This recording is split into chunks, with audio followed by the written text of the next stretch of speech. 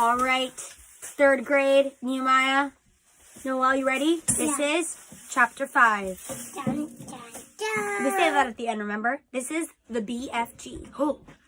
BFG. The giant picked up the trembling Sophie with one hand and carried her across the cave and put her on the table. Now he really is going to eat me, Sophie thought. The giant sat down and stared hard at Sophie. He was truly enormous. He had truly enormous ears. Each one was as big as the wheel of a truck, and he seemed to be able to move them inwards and outwards from his head as he wished. "I is hungry," the giant boomed. He grinned, showing massive square teeth. The teeth were very white and very square, and they sat in his mouth like huge slices of white bread. "Please don't eat me," Sophie stammered. The giant let out a bellow of laughter. Can you laugh, Noel? Laugh even louder. "Just because I is a giant, you think I is a man gobbling cannibal?" he shouted. "You is about right. Giants is all canny-bully and murderful, and they does gobble up human beings. We is in giant country now. Giants is everywhere around. Out there us has the famous bone-crunching giant. Bone-crunching giant crunches up 2 wopsy-whiffling human beings for supper every night. Noise is ear-bursting. Noise of crunching bones goes crackety-crack for miles around." "Ouch," Sophie said.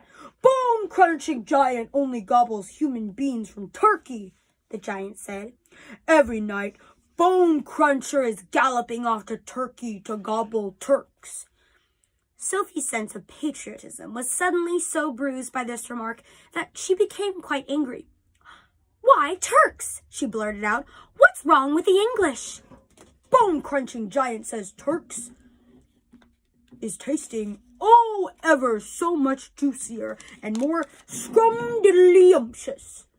Bone Cruncher says Turkish humans beans has a glamourly flavor. He says Turks from Turkey is tasting of turkey." "I suppose they would," Sophie said. "Of course they would," the giant shouted. "Every human being is diddly and different. Some is scrum-diddly-umptious, and some is ucky slush. Greeks is all full of ucky slush. No giant is eating Greeks ever." "Why not?" Sophie asked. "Greeks from Greece is all tasting greasy," the giant said. "I imagine that's possible too," Sophie said. She was wondering with a bit of a tremble what all this talking about eating people was leading up to. Whatever happened, she simply must play along with this peculiar giant and smile at his jokes. But were they jokes? Perhaps the great brute was just working up an appetite by talking about food. "As I am saying," the giant went on, "all human beings is having different flavors. Human beings from Panama is tasting very strong of hats." "Why hats?" Sophie said. "You is not very clever," the giant said, moving his great ears in and out. "I thought all human beings is full of brains, but your head is emptier than a bundungle." "Do you like vegetables?" Sophie asked, hoping to steer the conversation towards a slightly less dangerous kind of food.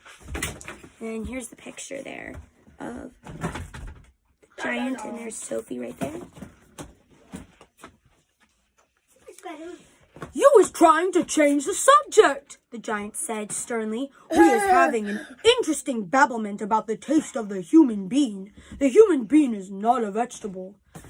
"Oh, but the bean is a vegetable," Sophie said. "Not the human bean," the giant said. "The human bean has 2 legs and a vegetable has no legs at all." Sophie didn't argue anymore. The last thing she wanted to do was make the giant cross. "The human bean," the giant went on, "is coming in dillions of different flavors. For instance, human beans from Wales is tasting very whooshy of fish. There is something very fishy about Wales." "You mean whales," Sophie said. "Wales is something quite different." "Wales is Wales," the giant said. "Don't gobble funk around with words. I will now give you another example. Human beings from Jersey has the most disgustable woolly tickle on the tongue, the giant said.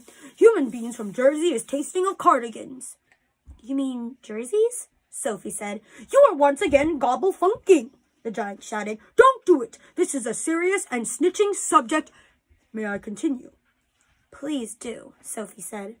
Danes from Denmark is tasting ever so much of dogs, the giant went on. Of course, Sophie said. They taste of Great Danes. Wrong, cried the giant, slapping his thigh.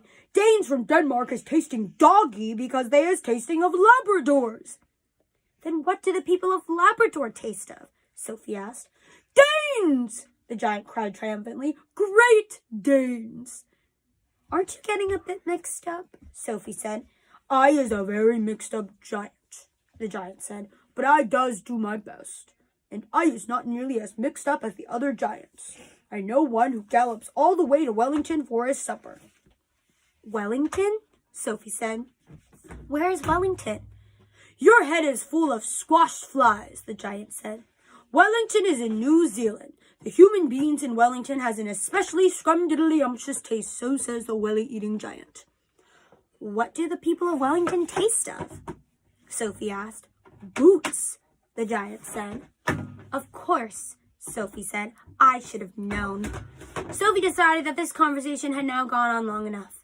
If she was going to be eaten, she'd rather get it over and done with right away than be kept hanging around anymore. What sort of human beings do you eat?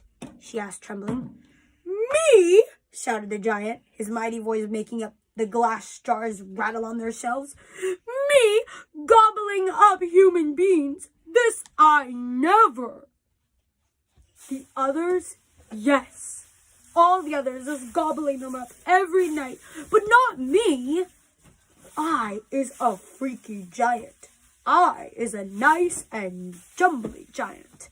I is the only nice and jumbly giant in giant country. I is the big friendly giant. I is the BFG. What is your name? My name is Sophie, Sophie said, hardly daring to believe the good news she had just heard. Wow, Nemo, what do we say? Dun, dun, dun. We'll have to find out the rest of Sophie's adventure in the land of giants tomorrow. Dun, dun, dun.